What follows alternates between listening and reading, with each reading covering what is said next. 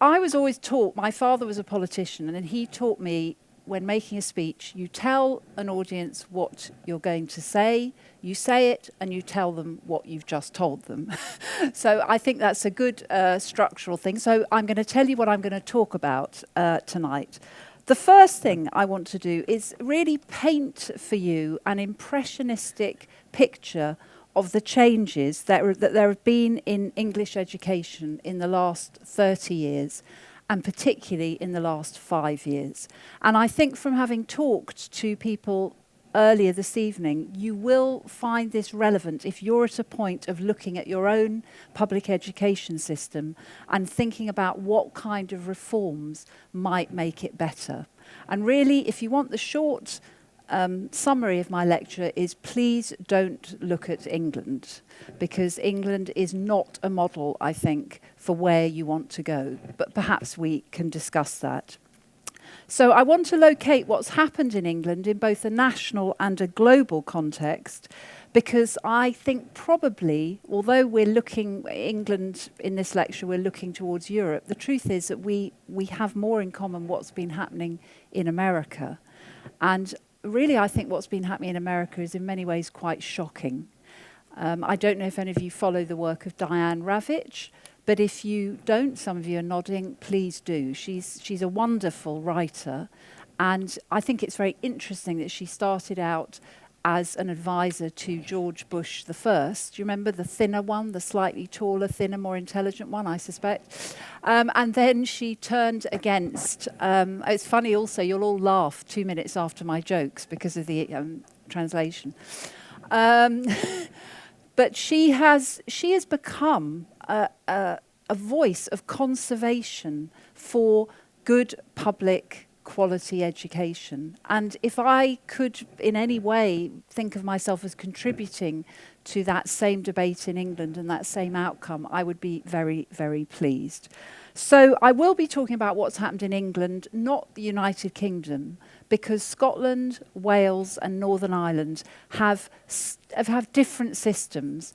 And I've visited Scotland. I'm married to a Glaswegian. I've debated with the Scottish minister. I think they're doing many good things. They have, as all education systems around the world have, problems that relate to the quality and inequality in their own societies.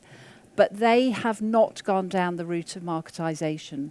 Wales has equally not done that, but has been the I don't know if this will translate easily, the whipping boy of the political right in England, because Wales has stuck by a fairly straightforward, comprehensive system, and every time their results come out, particular journalists who have an interest in attacking comprehensives or state education, they attack Wales. I think actually Wales is doing rather well now. Anyway, I'm not going to talk about them, but I just have.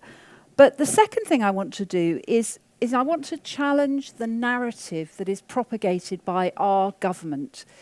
At the moment, we have a Conservative government. They won a narrow majority in May, but they were in effect in power for 5 years from May 2010. And that was really when the revolution in our school system went on speed dial, if that makes sense in translation. It intensified. I think that it's led to a worrying picture of fragmentation of our system, of unhealthy competition, and a narrowed conception of learning and a widespread demoralisation among the professionals in our system, which means that this is a story that I think will eventually end badly. So, although I am going to talk about what's gone wrong, because I think it might be helpful to you, I also want to offer some hope too. I think the inherent weaknesses of our system, as I say, will lead, what was the Marxist phrase, inherent contradictions. It will collapse. But at the same time, a lot of very hard work has been done over the years by those who have a different picture of how public education could look. A lot of head teachers have been working independently. There was an article, I read it on the plane over here, an article in The Guardian, about a group of head teachers who are trying to come up with ways of improving our system different from the government ways. Our trade unions are quite active, and although they are under huge attack from the political right and the political centre, I think the trade unions have responded quite well in not only defending the interests of their members against the breakup of national pay and conditions and changes in the schooling system, but also in coming up with ideas for reform. And of course, in our country, there has been a huge political change in the last, October the 6th, in the last 6 weeks, with the election of Jeremy Corbyn as the leader of the Labour Party. And I presume you've all followed that. Now, who knows where that's going to go? Who knows what's going to happen to the Labour Party? I've been a member of the Labour Party for longer than I should. My daughters, who are very radical, have just joined the Labour Party because of Jeremy Corbyn. For years, they told me that the Labour Party was a centrist, consensus-seeking, stale party, and they were right in a way. But now hundreds and thousands of young people have joined. And Jeremy Corbyn is very interested in education. And one of the things that he wants to do is set up a commission to look at a national education service similar to our National Health Service.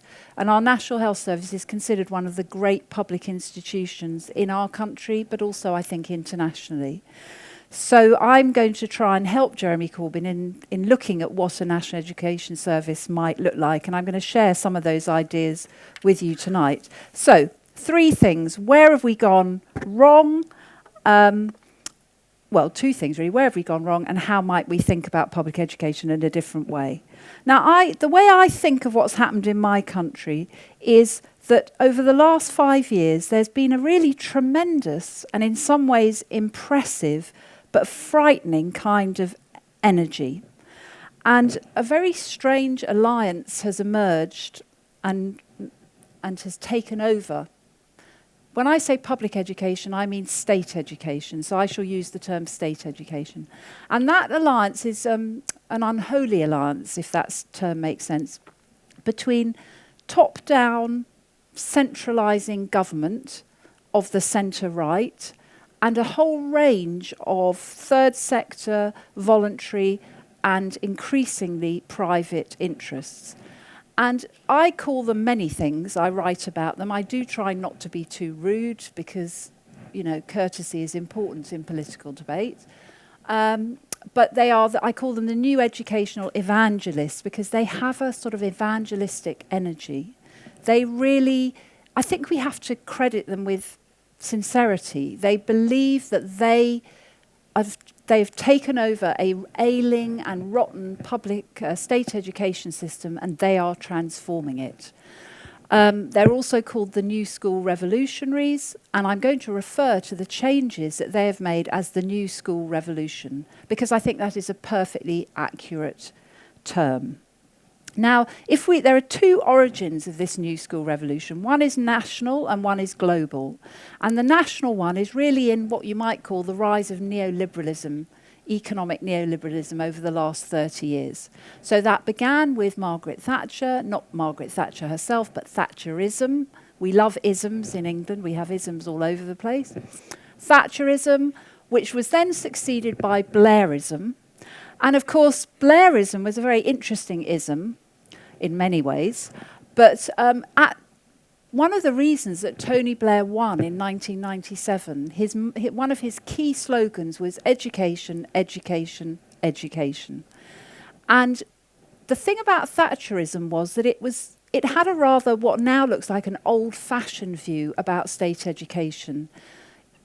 She was obviously of the Tory party, leading the Tory party. Historically, the Tory party have not been that interested in state education. Most of them are educated themselves in what we call our private schools, which are elite institutions that educate the most affluent 7%. And there's an interesting story about how during the Second World War, before we had universal secondary education, when there was evacuation during the war, 1 million children were not in school. And when people said to the Tory government, the leaders of the Tory government at the time, well, why didn't you realise this? What was clear was that the Tory leaders had no idea what went on in state education because they lived in a particular bubble. So I think Thatcherism drew on that tradition. It wasn't very interested in state education. It looked down on it. It demonised it. It didn't resource it. And a lot of buildings were falling down during the 70s and 80s. And Tony Blair came along and said, we need to inject resources and hope into our state education system. And I remember voting for Tony Blair. I did vote for Tony Blair. And it was an incredible feeling, and a lot of that was about what he was going to do in education. And it did start well. It started very well. He cut class sizes to 30. He spoke in a positive way about teachers in our state system, which was something very new. And he introduced various strategies, which in the end became satirised because they were just a series of directives from number 10 Downing Street, which is where the Prime Minister, you know where number 10 Downing Street is. But they were, his aim was to improve state education. But I think the neoliberal part of Blairism became more obvious. And it became more obvious in education with the beginning of what was called the Academy Programme. And the Academy Programme was an attempt to improve our inner city state schools in areas where there was tremendous sort of poverty and conflict and tension. But what Tony Blair did, and excuse my slight cartoon approach, I'm just trying to explain it, was he didn't believe that the public sector could reform itself. He didn't believe state education could reform itself. So he called in the private sector. So it became, at the beginning, people treated it rather like a joke. He was asking people who ran carpet warehouses. He was asking people who ran mobile phone companies. And he was saying to them, bring your entrepreneurial energy to our schools and make them work. And there was a lot of protest about it, but it did create some quite impressive schools in a way, because also there were new buildings and there had been a problem, and I think we have to be honest when we talk about our education system at any point about what the problems are. And there had been problems with discipline. There had been problems with poor results. And Blairism, let's not make it individual, Blairism put this tremendous energy, merged with these private companies into certain schools, and they became model schools for a while. When Arne Duncan, who is an American reformer, flew into London, he was immediately taken over to Hackney in East London to see this marvellous school. And Blairism was very proud of that. But the trouble with Blairism and the trouble with the consensus that he built on was not that he wanted to improve state schools, but that he wanted to improve state schools by rejecting the expertise, the experience, and the knowledge of everyone who worked in state education. So if you are discussing how to improve your state schools, I would say to anyone who is leading or shaping that discussion, draw on the expertise of the people who know. Talk to the trade unions, talk to the municipal authorities, talk to the teachers, talk to the head teachers. That wasn't what happened in our country. There was a view that the Tories, who came into power in 2010, as I say, have just moved ahead with, a view that local authorities were terrible. They seemed to have two problems. They over-controlled schools, according to the government, and they didn't control them enough. You know, some people just can't win. Trade unions were a problem, and the political right particularly have a problem with trade unions. They thought that the teacher trade unions were guilty of what they call provider capture rather than consumer awareness, because, of course, parents were being recast as consumers rather than part of a neighbourhood or a collective project. They even, when the Conservatives came in, we're now jumping ahead to 2010, they completely decimated the teacher training system that we had, because they thought that universities were full of left-wing Marxists, well, Marxists are left-wing, but left-wing, progressive, child-centred educators who just didn't have craft and discipline to create good education. And there was also a huge criticism of progressive education itself. And the other thing to say, and it is quite complicated, is that in 1960s and 70s we had comprehensive reform. We had a system that divided children up at 11, going to grammars or secondary moderns. There was a tremendous movement against that, and the majority of our country became comprehensive. Now, that's been the most politically contested reform, I would say, of post-war England. There is within our society, and particularly among our elite, who run politics and who run the media and broadcasters, a belief that our children can't go to school together. You know, and also a fear, particularly with growing religious and ethnic tensions, a fear about unified schooling. So all of those things fed into the neoliberal consensus in our country and created the new school revolution. But just before I talk a bit more about that new school revolution, I would just say, you know, that if the original aim was to improve public systems, I think if I look at my side of the school wars, and school wars is just a term, I think those of us who believed in good neighbourhood schools, those of us who believed in comprehensive education, non-selective schools, those of us who thought teachers were on the whole doing a good job, we weren't smart enough, we weren't quick enough to come up with our own plans for improvement. And that opened a space up for a mix of, you know, powerful government and new economic interest to come in and transform our system.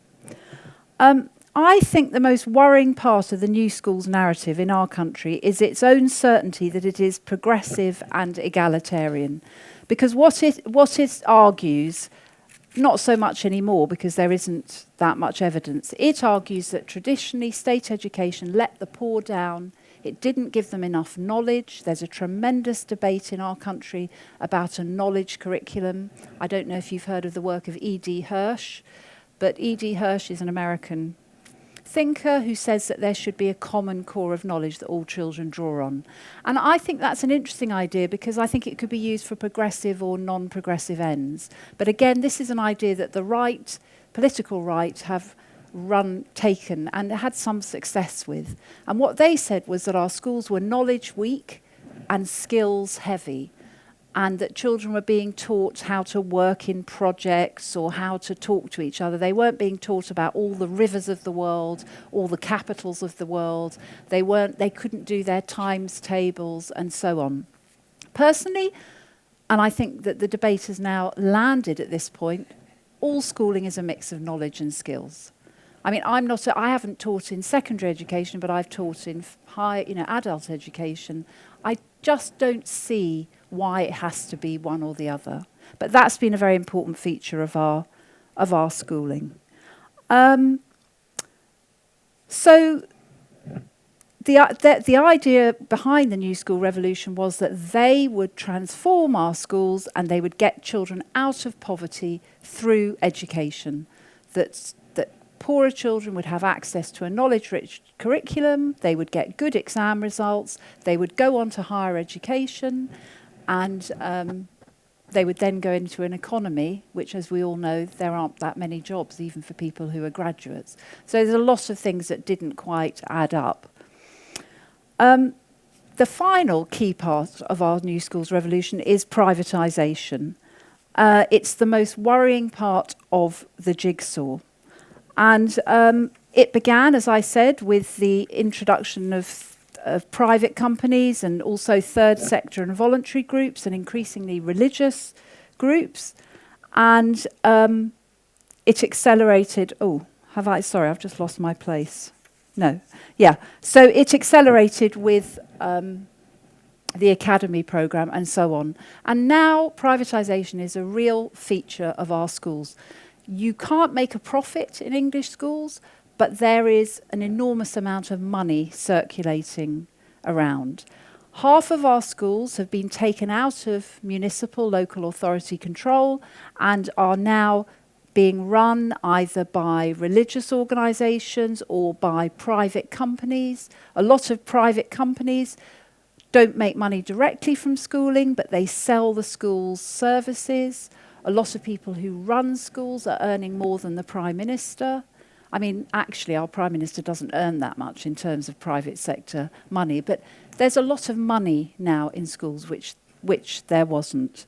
And and the idea is that schools will compete, and they will compete on their results, and parents will choose on the basis of results, which I think is a very, very bad idea. Now, what's the vision? What's the actual vision behind this? What's the educational vision behind it?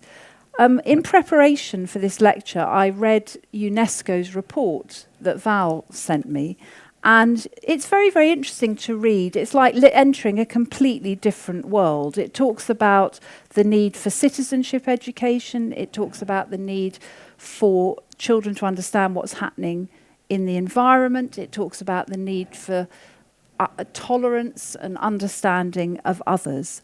That completely contrasts with the vision that underpins the English system. Because if you have a highly competitive, individualised system where schools are competing and teachers are competing within schools to get better results, how can the vision of your system be anything other than highly individualistic? So the idea is just, it's now very much shaped around moving up the rungs, getting good results, and going on to higher education. And the attention, it's about going to universities, but of course our university system is now very, very hierarchical and stratified. You can pay up to 50 or 60,000 pounds to get a university education. If you go to a university like Oxford or Cambridge or one of the selective elite universities, you'll come out and you'll have a good chance of getting a job. But poorer children who tend to go to the lower ranked universities are still paying 50 or 60,000 pounds, and then they're coming out into a market where there's a glut of graduates. So it's perpetuating inequality rather than undermining it. And just talking about ranking, to give you an idea of how the system has developed, in some schools, in academy and free schools, which are part of the new schools that have emerged, in the hallway, they will rank children. They will have a list of the children and who is the best, and going down to who's doing the least well. I'm not quite sure how that relates to children changing, scores change and so on. But there was even a discussion and a proposal by, I think it was Michael Gove, who was our education secretary, a very interesting character, that there should be national rankings and that you should publish a list of, I don't know how many, hundreds of thousands of school children, and you would know that Susan Brown was at the top and that some poor unfortunate child was at the bottom. I mean, what a terrible idea is that? If you think of education as being about, in my view, imagination, encouragement, hope, learning how to fail successfully, if that makes sense, how can telling children from the age of 8 or 9 or 14, you're the best, you're the worst, how can that be a good idea? So, terrible idea. Now, I've talked about the national context bit. I just want to talk briefly about the global context before I come on to what I would like to see change. The global context really can be summed up by the acronym GERM, the Global Education Reform Movement. Now, in England, germ is something nasty. When you feel unwell, you have a germ. Germs circulate around your body. So in our case, we like, those of us who oppose it think germ is a very good term. But germ is actually a powerful global movement that is bringing all these elements into education that I've talked about. So Pasi Sahlberg, who is a Finnish educator, has talked about the 5 key elements of the global education reform movement, and I think they are worth just mentioning. The first is standardisation of education, centrally prescribed curricula with detailed and often ambitious performance targets, frequent testing of students, and test-based accountability. The second feature is focus on core subjects in school, in other words, on English, maths and science. Basic student knowledge and skills in reading, writing and mathematics are elevated as prime targets, and whole nation systems are now judged by how well they do in international tests such as PISA, TIMSS and PIRLS. The third characteristic is the search for low-risk ways to reach learning goals. That minimises experimentation, reduces use of alternative pedagogical approaches, and limits risk-taking in school and classrooms. The fourth globally observable trend is use of corporate management models. Education policies and ideas are lent and borrowed from the business world. This limits the role of national policy development and enhancement of an education system's own capability to maintain renewal. It also paralyses teachers and schools' attempts to learn from the past. And the fifth global trend is adoption of test-based accountability policies. School performance, especially raising student achievement, is closely tied to processes of accrediting, inspecting, and ultimately rewarding or punishing schools and teachers. Success or failure of schools is often determined by standardised tests and public exam results. And that is certainly what is happening in America, where things have gone way ahead of where we are in England. And I think it's really, really very frightening.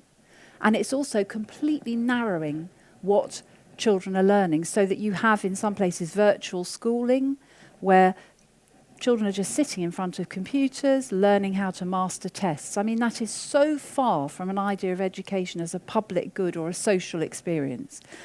But all of these things have come to England, and I won't go into it too much, but we have seen the narrowing of what children are encouraged to learn. Schools are judged on whether their students at 16 have done 5 academic subjects: English, maths, science, and a humanity.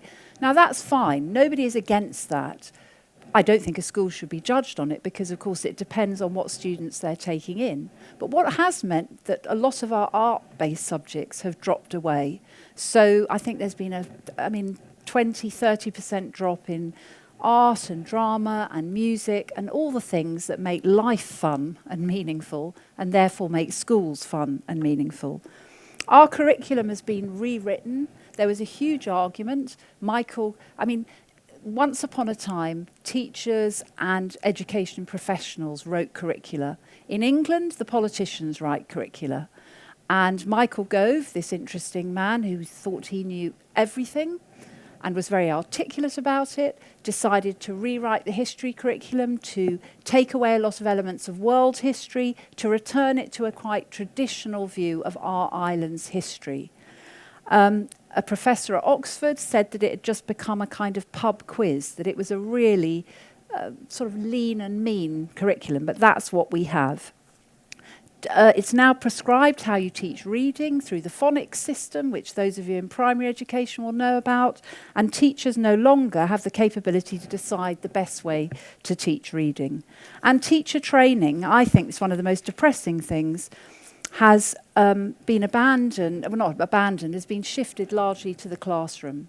So I have a 21-year-old daughter. Some of her peers and friends are now going into teaching through in America, you have something called Teach for America. In England, you have Teach First. And these are organisations that encourage students from elite universities to go into teaching or to give it a try for the first few years. And I have a problem with that, partly because I think teaching is a public service and I think people should enter it with a sense of wishing to stay. But there you are, you want to have good teachers. But they have training of 6 weeks in the summer, and then they go into a classroom. And I think this development is taking our system away from the way it should have developed and the way it should have improved. I think we should have had longer teacher training. And I'll come back to that. So to come to the question that I've been asked to answer, I could have said so much more about our system, but you'll be grateful that I've said what I've said. Is public education at risk? And I think this is a very interesting question with an interesting answer. You know, at one level, even I would say no. When I say public education, I mean state education. I would say no. In this sense, education still remains free at the point of use, and that is very, very important, at least up to secondary level. I think university fees are a huge problem. However, I wonder for how long we will have free education. Already you have cases of schools that charge parents this and that for things, and there was an interesting case where the school that the Prime Minister and the Education Secretary sent their daughter, which is a highly successful London state school, rather selective but successful. Every parent that got a place was asked to write a cheque for £100. So you can see the creeping beginning of charges coming in. And we have the same discussion in the health service. Should people who don't go to their doctor, who miss an appointment, pay, and so on? And I think once you cut out the idea that this is free for all, you're going down a dangerous road. The second reason why we can say public state education is not at risk, because it is still, government does still decide the direction of education. Our local education authorities have been cut away, but government is still deciding. So that's a good thing. I think the third reason, interestingly, why we could be optimistic, and I'm trying to be balanced here, is because, to go back to my argument about a section of the Tory party, a section of the Conservative part of England, wasn't that interested in state education. Now there's a sense that it is a national project. It's a national project, but it's one that's been taken over by the new educational evangelists. So the jury is out there on that element of it. But that point about the Prime Minister sending his daughter to a state school, that's a new thing. You know, for a long time, Conservative politicians sent their children to the 7% of schools. So the other thing I want to say is that although there are all these negative changes, schools are human institutions, and there are still hundreds of wonderful state schools and wonderful teachers and so on, and everybody's doing their best. And my children went to a local comprehensive. They absolutely loved it. They did well. They've come out, obviously I think this because I'm their mother, but they've come out really good, rounded citizens. Of course, family background is such a big part of how children do. So I'm going to end now by talking about what alternatives, what are the different ways of thinking about state education? And this is really to get a debate going with you, and also because a lot of us now are feeling that the new school revolution is running out of steam. We've got problems with teacher recruitment. There's a huge problem of overload. Teachers are working too hard. When the new education secretary asked teachers to tell her if they were feeling overloaded, 40,000 teachers replied to her email. I don't think she's actually done anything about it, but anyway, she asked them. There's problems of recruiting teachers in core subjects and so on. There's more and more scandals about financial mismanagement and corruption within schools. There's a lot of schools that were offered autonomy under the new system who are now struggling to survive. And a lot of the academy chains, which we were told were going to make schools really efficient and good, are not doing very well. And actually, when you look at the results of the academies and free schools, these new schools that the government have promoted, they are not doing any better in their own terms than the schools connected to the local authorities, the other kind of state schools. So how do we fight back? What's a new way of thinking about education? I do think the inherent weakness in the current system will catch up with them, but we have to have a richer and more positive vision to offer. So 5 key ideas for the future. You can tell I'm a politician's daughter. They always like to 5. Firstly, I would like to see both nationally and across Europe and across the globe, a different quality of conversation about our schools, because I think for the last 10 years it has all been about data and accountability. But one thing I'd like to see is to start with a simple and humble and human recognition there is a limit to what schools can do.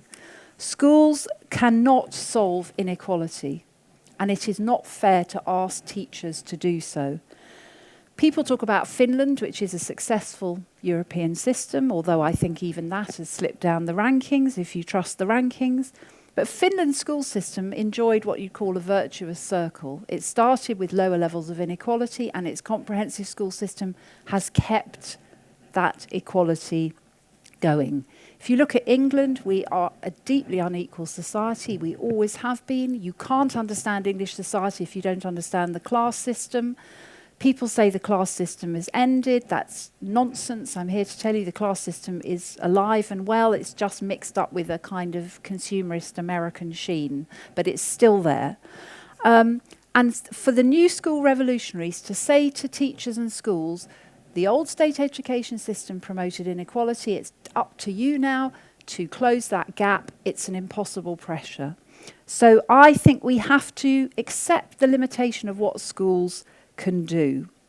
Secondly, and be more honest about it. Secondly, I think we need to debate a different conception of education itself. And this may in some ways be going back to earlier ideas, but revisiting them with the experience that we have. And everything is a dialectic. And we've learned a lot from the change of the last 5 years. Some we may be able to retain, some we may be able to not get rid of. But the idea of education being just a series of outcomes rather than an experience, rather than thinking about quantity instead of quality, I think we need to start thinking again about quality. And I don't think that's very complicated. It's an abstract term.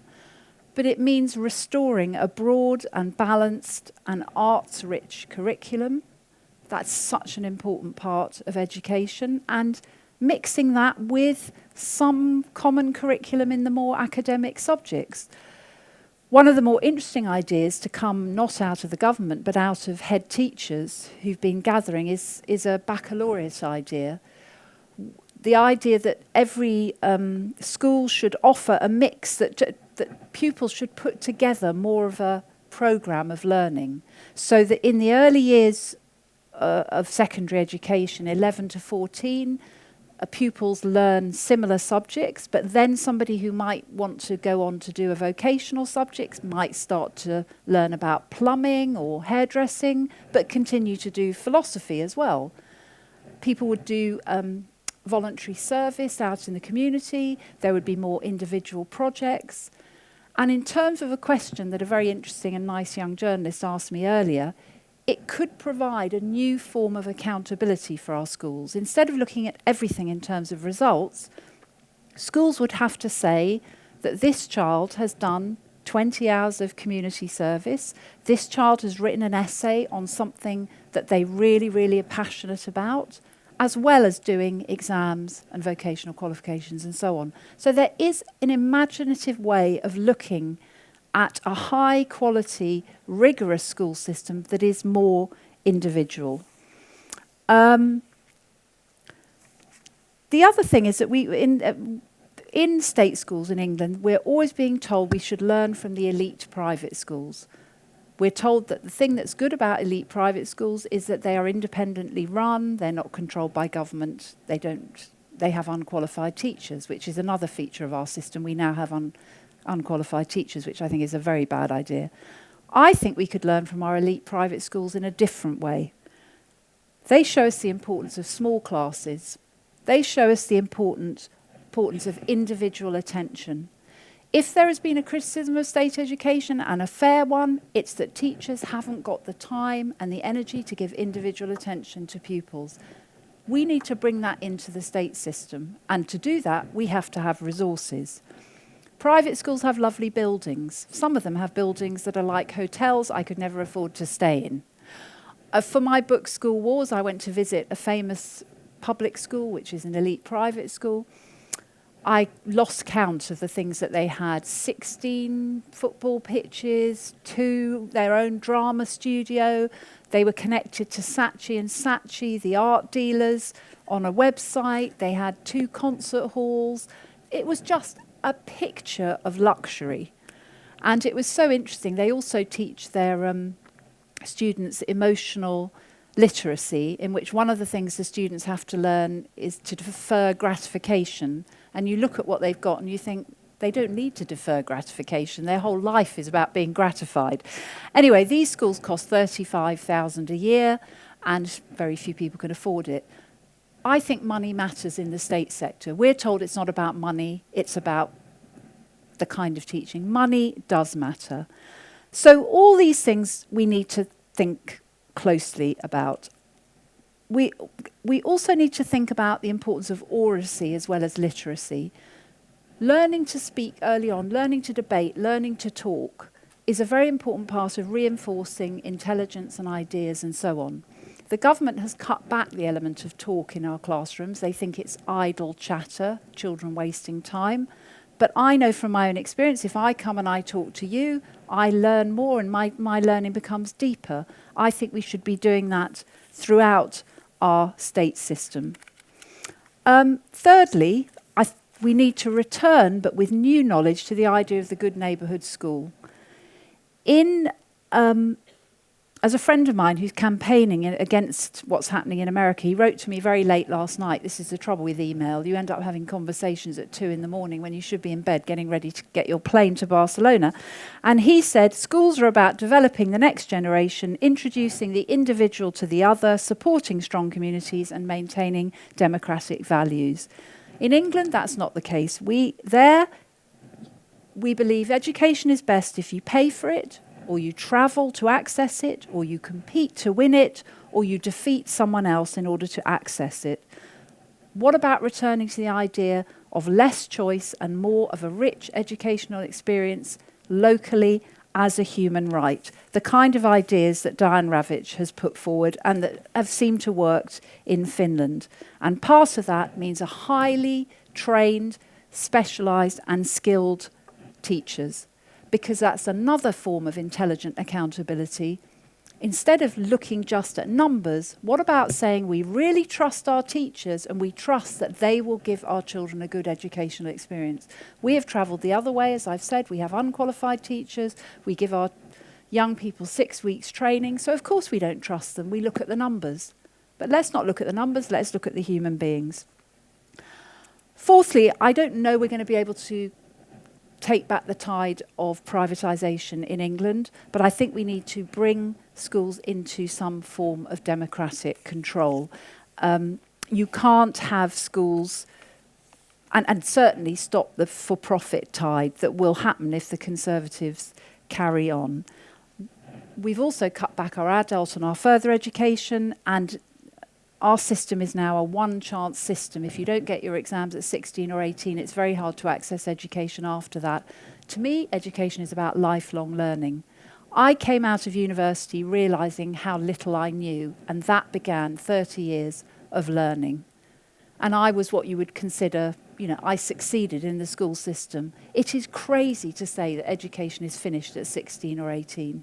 We have to have institutions and practices in place so that people can enter education at any point in their life. I think university is wasted on young people. I really do. I wish I could now go back to university at the age of 58, but I can't afford it. So I think those are my 5 ideas. They may have gone on to 6 or 7. We've got a big battle on our hands in England trying to get these ideas back into the public sphere. And one way we're going to do that, and it may be helpful when you're thinking about what reforms you want, is to come up with really sensible, well-tested, practical reforms that take forward our values. So maybe it's about talking less about the values, education as a public good, important as that is, and talking about the ways we're going to implement it. As I said, Jeremy Corbyn wants to set up a commission to look at a national education service, and I hope that he will not only look at the funding questions and the importance of free education, but we'll look at some of these really imaginative ideas that can take our system back to one that works for everyone and makes school an enjoyable and rich experience, which is what it should be. Partly I'm going to repeat myself in saying teachers are not trusted at all. There is no respect for teacher agency, I think, within the government. I think that's perfectly clear. What I do see are people on the ground coming up with ideas of how self-improving systems or teacher agency. There's a group called Research Ed, which is a group of teachers who've got together and meet to share ideas about educate, a new emphasis on what educational research can tell teachers in the classroom. There's another group called Northern Rocks, which is teachers in the north of England. I spoke at their conference last June. Incredible sort of vibrancy and excitement about doing things on the ground.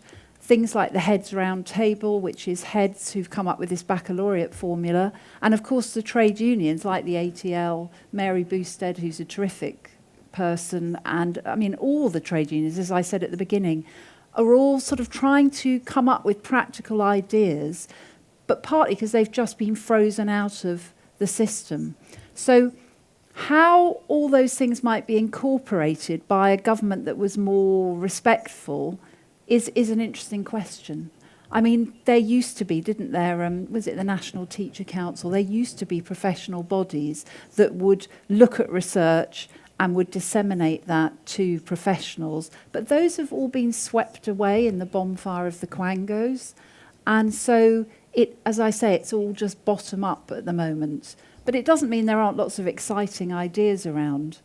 And also, there are sort of groups of schools that collaborate and share ideas. And there's all sorts of things happening in the system. It's just rather atomized, and it's unless you're like me or you and know what's going on, and I know a bit, it's very easy not to know about exciting things that are going on up the road.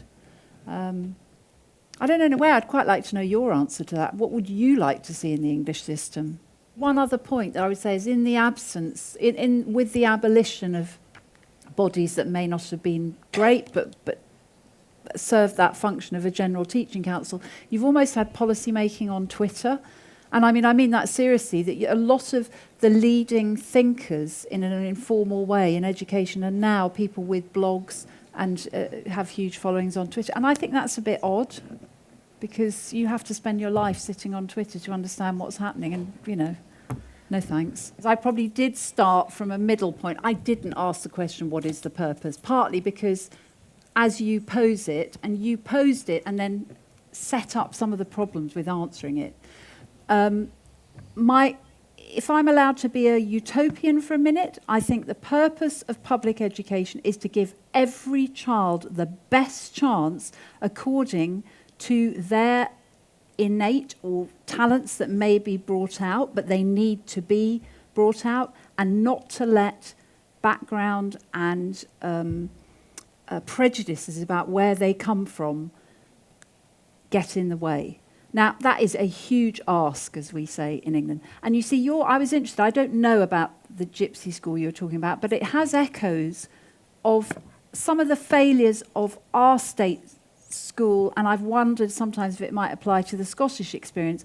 Too much about happiness, too much soft learning, might deny children the chance to develop interests that need rigorous learning and so on. On the other hand, I stick to my criticism of the new evangelists, and I can explain what I was trying to do more there, is that if it's all about giving children, regardless of their background, knowledge of a certain kind, that can be very, very reductive and put people off. So the other thing I should have said is I think it does go back to early years as well. There is a movement in England that says all inequalities begin with early years, access to language, you must know the figures.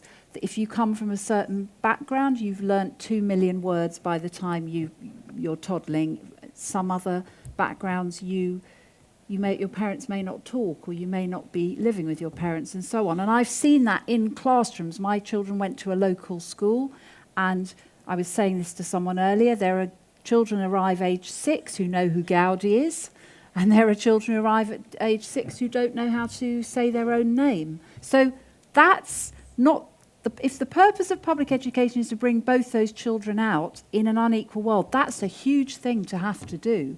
But I'm pretty clear what the purpose should be, to spot that maybe the child who can't speak their name at 6 actually has immense talents and latent possibilities. But getting them to realise that when they might come from a poor background and state education is relatively under-resourced is just really difficult. And I just think we have to accept that's really, really difficult. But I think the answer is a common curriculum that mixes knowledge, skills, arts, and so on, and has enough, small enough classes that teachers can see everyone as an individual and genuinely work with them. I think what you're saying is that perhaps there wasn't enough, how do we get belief in the... Maybe I've been campaigning too long. I now am more pragmatic. I think the honest answer is I've observed this in England. It's exactly the same. Children will say... It's a little bit more complicated in England in that some state schools are considered good state schools, but a lot of children will say, I'm at a bad state school. And my own children, I sent them to the local school because I believed that if local parents supported the local school, we could transform it. And to some degree, we did.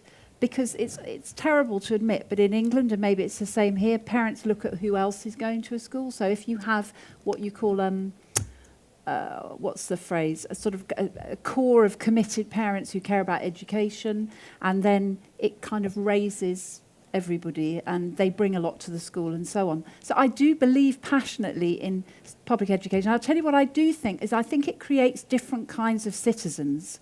So in England, traditionally, according to the conservative view, you go to a private school, that's a good school. You go to a state school, it's probably not. I think that children who go through the state school system have so much more understanding of the world. I mean, as long as they go and they get their exams and they can go on and do things, or they can and be happy as well. There's so many elements.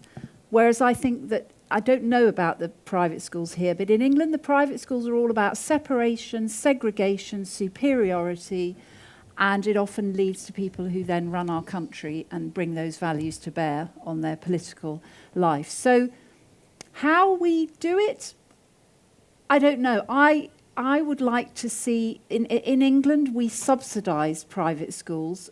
They're treated as charities and they get millions of pounds. But actually, how can you be a charity when a parent is able to pay £35,000 a year or £12,000 a year? So I'd like to see money taken out of that and put into the public schools. But I think it's not simple. You have to give resources. You have to put the best teachers into public schools. You have to persuade parents to go and support it. You have to constantly be improving it. I suppose, if I'm honest, if a school is inadequate, you can't say it's a wonderful place.